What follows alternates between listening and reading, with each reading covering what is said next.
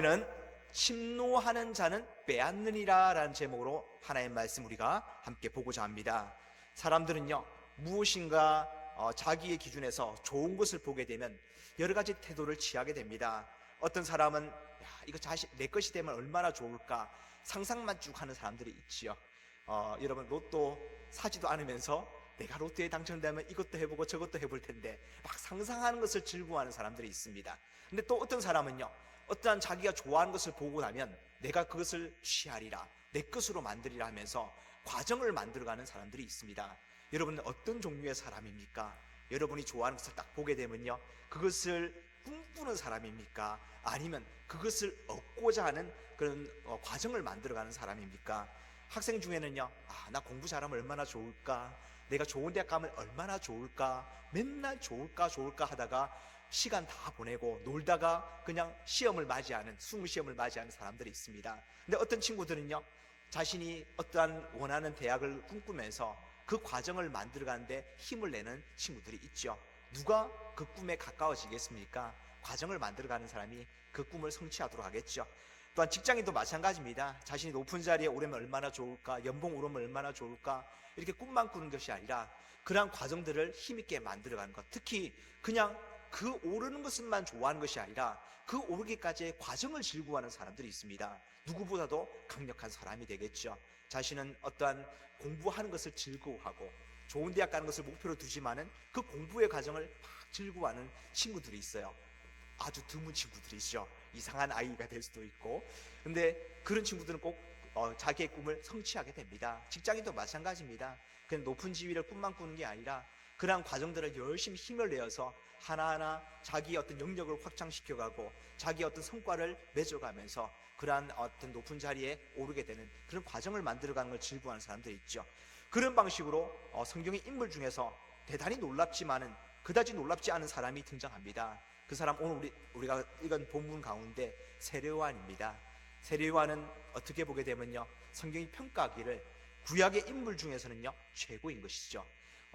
앞선 선지자보다 더 큰 자다, 이렇게 주님께서 평가하시면서 구약의 인물 중에서는 이 사람을 따라올 사람이 없다. 여자가 낳은 자 중에서 세례요한보다 큰 이가 일어남이 없도다. 지금까지 나타난 어떤 선지자들 중에서 최고의 선지자다. 그러나 천국에서는 극히 작은 자라도 그보다 크다, 이렇게 말씀해주고 있습니다.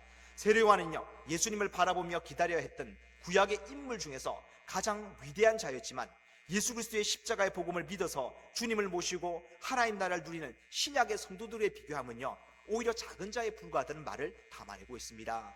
여러분, 우린 구약의 인물들 쭉 보게 되잖아요. 너무나도 대단한 인물, 하나님의 사람 모세도 있고, 또한 여호수아도 있고, 다윗도 있고, 또 지혜가 출났던 솔로몬도 있고, 또한 엘리야 같은 선지자도 있고, 또한 오늘 본문에 등장한 세례요한 같은 광야에서 외치는 자의 소리, 주님의 길을 예비하는 놀라운 일을 하는 그런 사람들이 등장합니다. 그러나 그 어떤 일이라 할지라도 예수님의 그 십자가의 구속사역을 알고 그 주님의 우리 가운데 은혜 베푸심을 우리가 믿어서 하나님의 자녀란 신분을 얻은 우리보다 대단할 게 아무도 없다라고 성경은 알려주고 있습니다. 우리가 얻은 예수 그리스도를 통한 생명, 영원한 생명, 또한 천국의 약속이요 얼마나 대단한 것인지를 우리 가운데 알려주고 있는 것이죠. 여러분, 세상 사람들은요 그 예수 믿는 건 뭘 그렇게 대단하게 여기냐, 세상을 착하게 살아야지, 열심히 일해서 뭔가 성과를 거둬야지, 이 말 하지만요, 세상에서 우리가 우리의 노력으로 얻을 수 있는, 우리의 수고로 얻을 수 있는 그 어떠한 것과는요 예수 믿어 구원받는 것은 비교되지도 않습니다. 예수님 믿어 구원받는 것이요 우리 인생 가운데 가장 큰 일이라는 것이죠. 왜냐하면 이것은 우리 노력으로 되는 것이 아니기 때문입니다. 성경을 보게 되면요 우리가 예수님 믿는 것조차도요 하나님께서 은혜를 베푸신 것이다, 선물로 주신 것이다. 왜냐하면 예수님 자체가 선물이기 때문에 그렇죠. 우리는 죄인으로서 하나님의 영원한 심판을 받는 것이요 원래 그게 당연한 일입니다. 세상 사람들은 왜 우리가 심판을 당해, 우리가 뭘 그렇게 잘못했다고 하나님 심판 당해야 되느냐, 왜 지옥을 자꾸만 그리스도인들은 주장하느냐, 이 말을 합니다. 근데 성경은요 우리 인생은 하나님으로부터 떨어지는 그 순간부터, 분리되는 그 순간으로부터, 하나님께 대하여 결핍되는 그 순간으로부터 죄인 되었고, 원래 인생의 목적이 하나님으로 충만하는 것이 인생의 목적인데 그 목적을 잃어버린 인생에 대해서는요 하나님께서 반드시 심판하신다, 이렇게 선포하고 있습니다. 죄가 무엇이냐 했을 때 하나님 없음이 바로 죄라는 것이죠. 이에 대해서는요, 자신이 만든 피조물에 대해서 그 목적을 분명히 부여했는데 하나님으로 충만하도록 그 목적을 부여했음에도 불구하고 인생이 그거를 거절한 것이죠. 그거에 대해서 절대 넘어가신 것이 아니라 반드시 심판하신다, 영원한 심판으로 갚아주신다, 이렇게 선포하고 있습니다.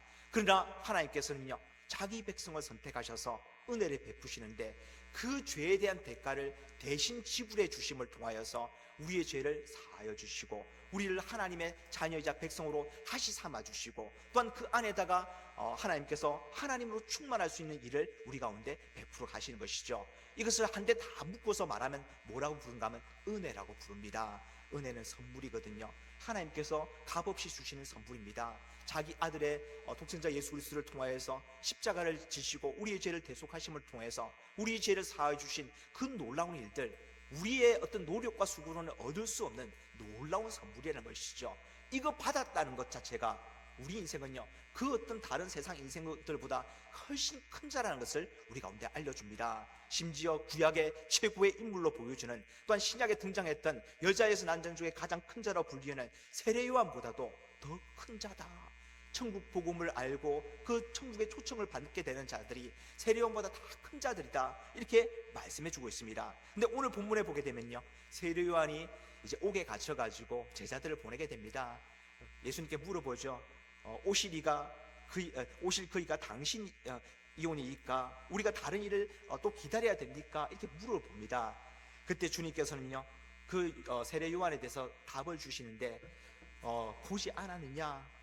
귀머거리랑 눈먼 자가 낫게 되고 저는 자가 걷게 되고 이러한 일들이 일어났는데 이 일들을 알려줘라. 이것이 바로 내가 약속받은 자로서 너희 가운데 행하는 일이다, 이 사실을 알려줍니다. 그러면서 6절을 보게 되면요, 누구든지 나로 말미암아 실족하지 아니한 자는 복이 있도다, 이렇게 말씀해 주세요. 어떻게 보게 되면요, 주님은 기적을 통해서 대단한 인물처럼 보여주지만 사실상 또 다른 측면에서는요, 우리가 원하는 바는 이 메시아가 대단한 힘을 가지고 권세를 가지고 우리를 억압하고 있는 로마 제국을 다 무너뜨리고 또한 부정부패하던 이 유다의 종교 지도자를 엎어버리고 새로운 세상, 새로운 하나님 나라를 건설하면 얼마나 좋을까. 사실 요한의 마음 가운데는요, 그런 것들을 품고 있었는지 몰라요. 그래서 주님의 역사하심을, 주님의 일들을 보고도 이거로는 뭔가 부족한데, 이렇게 생각했을지도 모릅니다. 그러면서 의심하면서 주님께 되묻게 된 것이죠. 당신이 맞습니까? 이렇게 물어본다는 것입니다. 여러분, 자신의 뜻대로 되지 않는다고 해서요, 주님을 의심하거나 실족하는 것이 아니라 자신의 생각을 내려놓고 주님의 역사를 자신의 삶으로 받아들인 자가요, 하나님 백성 되는 비결이자 천국에서는 큰 자라는 것을 알려주고 있습니다. 주님 있는 그대로 받아들이는 것, 주님께서 하신 모든 일들은 우리가 깨닫지 못한다 할지라도 그 모든 일은요, 나를 위해 최고로 좋은 일이라는 것을 알아야 된다는 것이죠. 주님께서 한 걸음 한 걸음 제자들과 함께 모든 어떤 유다의 지역들과 사마리아의 지역을 거쳐가지고 예루살렘으로 입성하시게 되는데, 그 모든 걸음걸음마다 주님이 하신 일들은요, 우리 가운데 의미를 가지게 됩니다. 주님께서는 그 정권을 뒤집어 엎진 않으셨지만요, 주님께서 어떻게 보게 되면 십자가를 지신다는 것은 마치 실패처럼 보여집니다. 그러나 그것은 실패가 아니라 주님께서 자기 백성을 위해서 행하시는 가장 좋은 일이 된 것이죠. 이 일이 아니고는요, 우리는 죄로부터 대속을 받을 수 없는 그런 상황이 되기 때문에 그렇습니다. 우리에게 필요한 것은요, 어떤 세상의 권세 잡은 자가 우리의 삶을 질적으로 나아지게, 세상적 삶을 나아지게 만드는 것이 우리에게 필요한 것이 아닙니다. 우리의 최고의 문제는 뭡니까? 성경의 창세기로부터 요한계시록에까지 반복적으로 강조하는 우리의 문제는 뭐죠? 죄의 문제잖아요. 죄는 우리의 능력으로 다룰 수 없기 때문에, 또한 죄가 우리 가운데 지배하게 되면 영원한 하나님의 심판 가운데 놓이기 때문에 그런 것입니다. 다른 그 어떤 문제, 우리의 어떤 건강의 문제, 또한 우리의 어떤 삶의 질의 문제, 또한 부요함의 문제, 또한 세상에서 어떤 신분을 가지고 위치에 오르는 그런 문제들, 죄의 문제에 비하면요, 아무것도 아닌 문제인 것이죠. 그러나 우리가 예수 그리스도를 구주로 믿어가지고 이 죄의 문제가 해결된다 그러면요, 그 어떤 세상 문제도 문제가 될 것이 없이 우리는 가장 존귀한 자로 일어서게 되는 것입니다. 죄의 문제 하나만 해결하더라도요, 우리의 인생은요, 가장 최고로 좋은, 정말 이 세상에서는 다 이루었다 할 정도로 우리의 모든 문제가 사라지고 근본적인 문제가 사라지고 우리의 삶이 새롭게 출발할 수 있는 그런 동력을 얻게 되는 것입니다. 그러면서 주님께서 누구든지 나로 말미암아 실족하지 아니한 자는 복이 있도다. 나를 그대로 받아들이는 자가 하나님의 나라와 하나님의 백성됨을 누리는 자가 될 것이다. 이 말씀을 하고 있는 것입니다. 즉 우리 가운데 필요한 것은요, 뭐가 필요하겠습니까? 주님을 간절히 원하는 마음이 필요한 것이죠. 그 어떤 것보다도 주님께 집중하고 주님을 원하는 마음이 성도에게는 필요한 것입니다. 하나님의 선물을 받아 누리는 비결이기도 하죠. 하나님께서는 우리 가운데 예수 그리스도라는 선물을 주셨는데 누가 그것을 받아 누리느냐? 주님을 간절히 원하는 자, 주님께 집중하는 자, 주님께 모든 삶을 의탁하고 의지하는 자가 그것을 받아 누리게 되는 것입니다. 이 영광스러운 하나님 나라를 소유하는 백성은요, 이 땅에서 어떤 태도로 살아가야 되는지를 12절이 선포하고 있습니다. 12절 말씀을 보게 되면 이렇게 선포하죠. 세례 요한 때부터 지금까지 천국은 침노를 당하나니 침노하는 자는 빼앗느니라, 이렇게 말씀합니다. 이 침노하다는 말은요, 힘을 가지고 정복하다는 의미를 갖고 있습니다.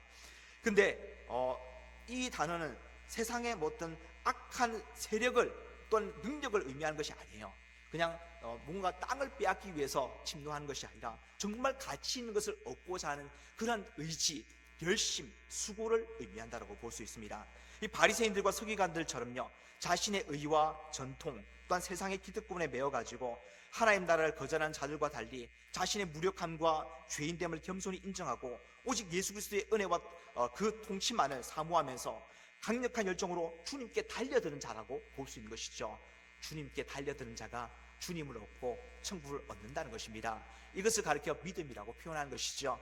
우리의 신앙은요, 다른 세상적인 가치를 얻기 위해서 주님을 찾고 주님께 손을 벌리는 게 아니라 주님만을, 주님을 의지하고 주님께 달려들고 주님을 얻고자 하는 것이 바로 신앙의 본질이라고 볼 수 있습니다. 성경에 등장하는 침노하는 자들이 있어요. 그 침노하는 자들은요, 남들의 비난을 무릅쓰고 주님의 옥자락을 만졌던 혈루병에 걸렸던 여인, 어떠한 어려움이 있다 할지라도 내가 주님의 옷자락에도 잡겠습니다. 주님 말고는 내 인생에 답이 없습니다. 주님께 달려들었더니 주님의 은혜를 얻게 되는 것이죠.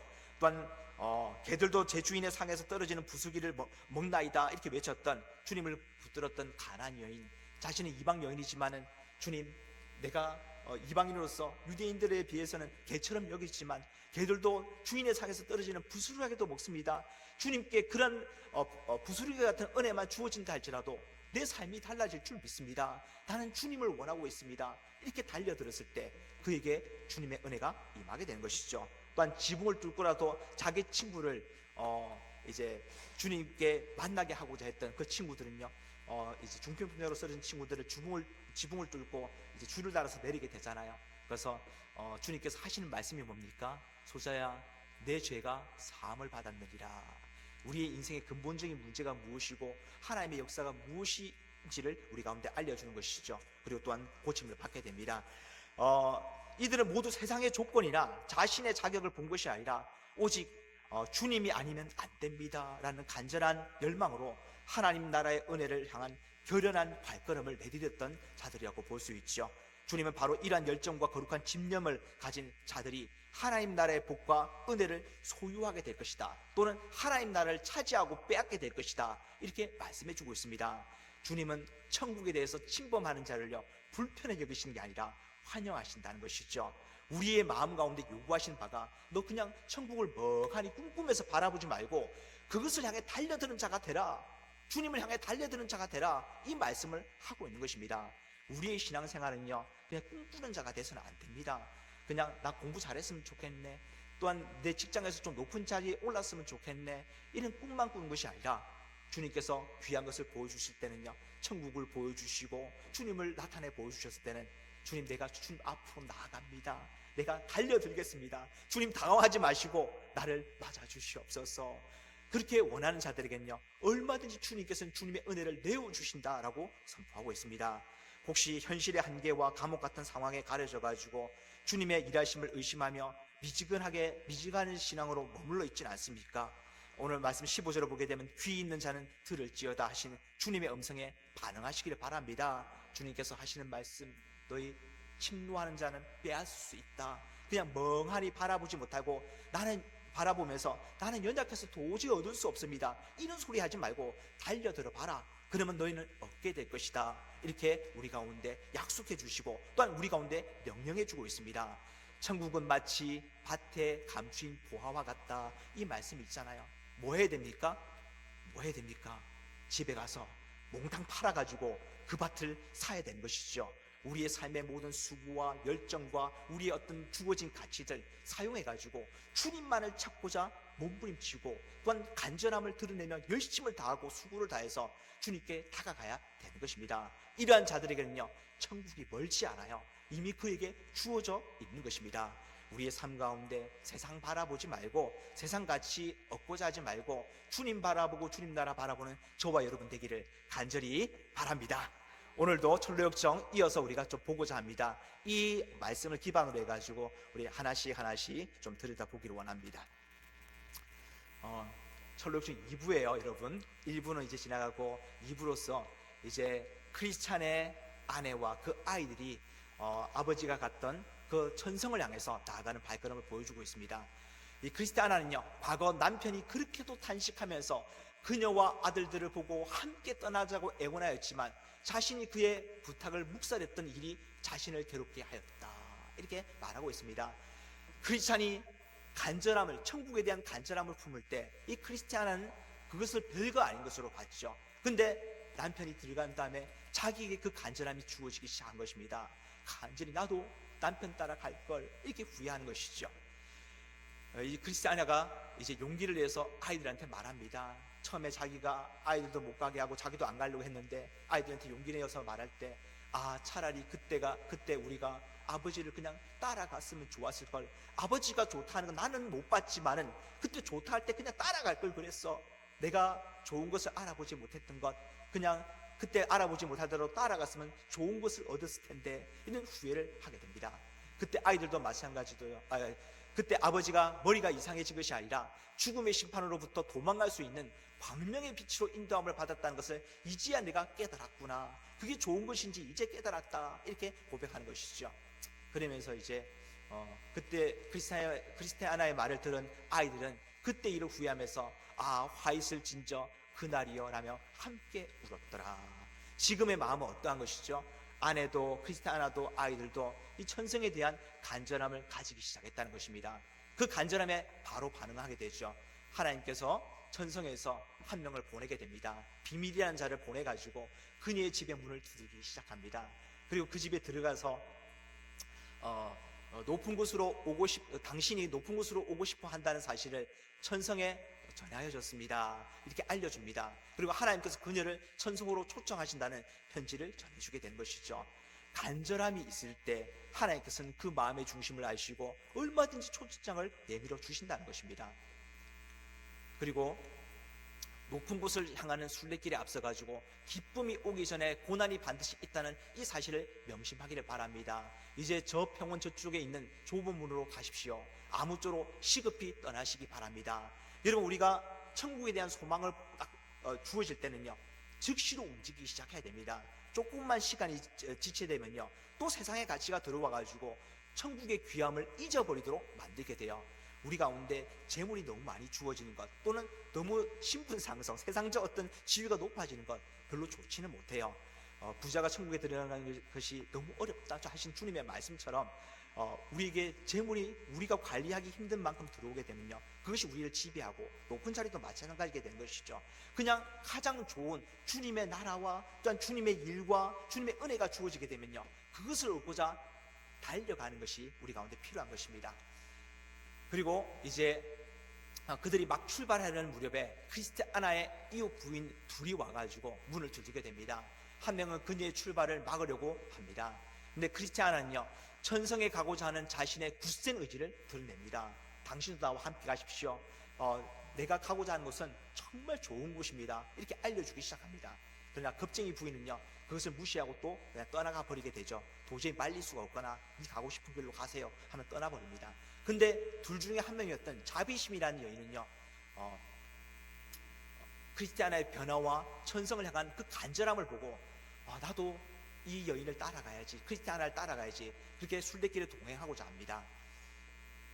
그리고 함께 이제 동행해서 가게 되는데, 자비심은 크리스티아나와 동행하면서 좁은 문을 향하여 걸음을 내딛지만은, 그러나 그녀는 선송으로부터 온 편지가 없어가지고 불안감을 감추지 못하였다, 이렇게 고백을 합니다. 크리스티아나야 초청장이 있지만 난 초청장도 없는데 가도 될까? 근데 주님께서는요, 나중에 보면 알겠지만 다른 초청장을 보내주십니다. 그게 뭔가 하면 간절함이에요. 천국에 대한 간절함이 주님을 부르심에 대한 응답이라고 볼 수 있는 것이죠. 이제 절망의 수렁 앞에 이르게 되고 주의 깊게 징검다리를 찾아가지고, 앞선 크리스찬처럼 빠지지 않고 징검다리 찾아가지고 조심해서 건너기 시작합니다. 이 징검다리가 의미하는 것은요, 우리 가운데 주신 발걸음이 되는 하나님의 말씀이라고 볼 수 있어요. 말씀을 주의 깊게 생각하면서 걸음을 가게 되면 절망의 수렁에 빠지지 않는다라는 것을 알려주고 있죠. 또 그리고 좁은 문에 이르게 됩니다. 결국 두 여인과 내 아이들은 좁은 문에 앞에 섰고, 거기에 두드리라 열릴 것이라는 문구를 보고 크리스티아나는 두들기기 시작하였다. 근데 마치 두드리는 소리에 맞추어서 반응하는 것처럼 안에서부터 무서운 개가 짖는 소리가 들리기 시작했다. 이제 겁을 주려고 하는 것이죠. 그냥 문 앞에서 두들겼을 때 개 짖는 소리에 도망가도록 만들려고 하는 것이었습니다. 그리고 문지기는 그들에게 물었다. 어디서 왔으며 무엇을 원합니까? 크리스티아나는 자신이 크리스찬이 살던 마을에서 왔으며 목적은 그와 같다라고 대답하였다. 문지기는 문을 열자 그녀의 손을 잡고 아이들과 함께 문 안으로 들인 다음에 나팔수로 하여금 환영의 나팔을 불도록 하였다. 그러나 문은 자비심을 남겨두고 닫혀버렸다. 이렇게 진술합니다. 이 자비심의 모습이 이제 문 앞에 이제 완전히 주저앉아 있는 모습인데, 자비심은 너무나도 당황하였고 자신이 들어오지 못하고 남겨졌다는 것을 알리기 위해서, 그리고 간절히 들어가기를 원함을 표현하기 위해서 문을 세차게 두들기기 시작하였다. 그러다가 공포에 휩싸여 주저앉아 버렸다. 그리고 자비심이 문을 세차게 두들길 때 문지기는 모든 것을 알고 그녀의 그러한 행동을 기다리고 있었다는 듯 미소를 보였고, 문을 열어 자비심에게 다가가 그녀의 손을 잡아 일으켰다. 그리고 그녀가 온 목적을 물어봤다. 자비심이 대답을 합니다. 주께서 불쌍한 계집종으로 하여금 천성의 복락의 귀퉁이라도 참여하게 하여 주시옵소서. 그 말을 들은 문지기이신 주님께서는 자비심을 안으로 들였다. 이제 안으로 들어가게 됩니다. 우리가 지난 시간까지 여기까지 다뤘어요. 자, 그들은 방으로 안내받았고 방금 전 상황을 회상하면서 서로 얘기를 나누기 시작하였습니다. 자비심은 이야기해요. 저는 문 앞에서 저만 남겨졌을 때 큰 공포를 느꼈습니다. 마치 두 여자가 매를 갈고 있을 때 하나는 데려감을 당하고 하나는 버려둠을 당할 것이라는 그 말씀이 나에게 적용된 것처럼 두려웠습니다. 이렇게 고백을 합니다. 제가 전에 얘기했는지 모르겠지만 제가 어느 날 꿈을 꿨어요. 꿈을 꿨는데 꿈속에서 또 꿈꾸다 일어난 거예요. 됐고요. 꿈에서 이제 잠에서 깨어나가지고 일어났는데 옆에 아내가 안 보이는 거예요. 근데 꿈속에서 느낌이 쎄한 거예요. 그래서 집에서 원로 목사님께 전화를 걸었어요. 아무도 안 받아요. 뭔가 큰일 났다. 이 시간에 없을 분들이 아닌데. 그리고 본능적으로 교회에 내려오게 됩니다. 그리고 막 기도하려는 차에 몇 분 얼굴을 아시는 분들이 여기 와서 기도하고 있는 거예요. 왜 그러십니까? 물어봤어요. 남편이 없어졌고 아내가 없어졌고 아이들이 없어졌습니다. 그래서 주님께 부름을 받은 것으로 이해돼가지고 나를 데려가 달라고 급하게 여기 오게 된 것입니다. 하고 저도 꿈을 깼어요. 얼마나 이제 마음이 서럽고 안타까운지, 여러분 이런 일을 당하게 되면 얼마나 공포스러운지 몰라요. 예, 이런 일을 당한 것처럼 이제 자비심은 그 공포에 휩싸이게 된 것이죠. 이런 일을 당하지 않기 위해서는 우리 가운데요, 천국에 대한 간절함을 잊어버려서는 안 됩니다. 주님에 대한 간절함을 늘 기억하고 있어야 되는 것이죠. 자, 이 자비심이 막 문을 두들기는데 그때 저는 제 마음이 죽느냐 사냐의 판걸음이었기 때문에 어떻게 문을 두드리는지 기억도 못하겠습니다. 근데 크리스티아나가 깜짝 놀래요. 그러면서 하는 말이, 당신이 얼마나 문을 세차게 두들겼는지 그렇게 결사적으로 문을 두드리는 소리를 듣기는 생전 처음이었습니다. 마치 폭력을 써서라도 문 안으로 들어오려는 듯 하였습니다. 이 자비심의 간절함은요, 자기도 모르게 막 문을 엄청 세게 두들겼던 거예요. 그때 이제 혹시 저의 무례한 행동에 주님께서 노하지는 않으셨는지요? 이제 크리스티아나가 자비심에게 얘기해줘요. 당신이 요란하게 두들기는 소리를 듣자 주님의 얼굴에는 신비롭고 우아한 미소가 떠올랐습니다. 즉 주님께서 기다리고 계셨다, 바라고 계셨다는 것을 보여주는 것이지요. 그리고 이제 주님께서 방을 찾아오시게 됩니다. 자비심이 바로 주님께 물어봐요. 저희와 같은 여자와 어린이들은 짖는 소리만 듣고도 겁이 나서 문 앞에 얼씬도 하지 못하는 사나운 개를 기르시는 이유가 무엇입니까? 이렇게 물어봐요. 그때 주님께서 대답해 주세요. 뭐라고 대답해 주시는가 하면, 그 개의 소유자는 내가 아니다. 이 집들과 인접해 있는 원수의 뜰에 그 개가 살고 있고 나에게 오는 순례자들은 그 개가 짖는 소리만 들을 뿐이다. 거지들도 동량을 놓칠까봐 짖는 개이거나 무는 개를 개의치 않고 위험을 무릅쓰고 구걸을 다니지 않느냐. 남의 집들에 개가 짖는다고 무서워서 내게로 못 온다는 것이 말이 되겠느냐, 이 말씀을 하세요. 즉 거지가 동냥할 때 어떻게 하든 빌어먹으려고 막 개가 짖어도 문을 끝까지 두들기잖아요. 개에 물리는 두려움보다 그 한 끼를 굶어야 되는 두려움이 더 크기 때문에 그런 것이죠. 근데 하물며 천성을 향해 가는 자가 좁은 문을 두들기는 것 자체가 개 짖는 소리에 너희가 위축될 필요가 있겠느냐. 생명을 얻고자, 영원한 생명을 얻고자 나아가는데 개 짖는 소리 두려워할 필요가 없지 않겠느냐.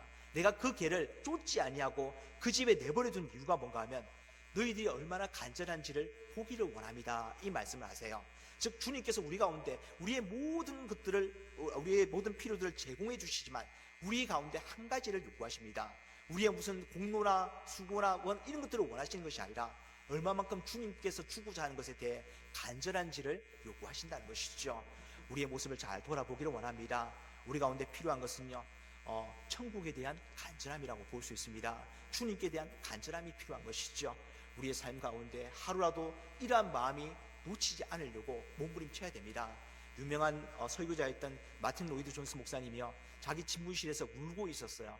사모님이 와가지고, 아이고 목사님 어떤 일이 있었길래 이렇게 울고 계십니까? 무슨 어떤 상처받은 일이 있습니까? 교인들이 힘들게 합니까? 아니면 좀 억울한 일을 당했습니까? 여러 가지 물어보는데, 아닙니다.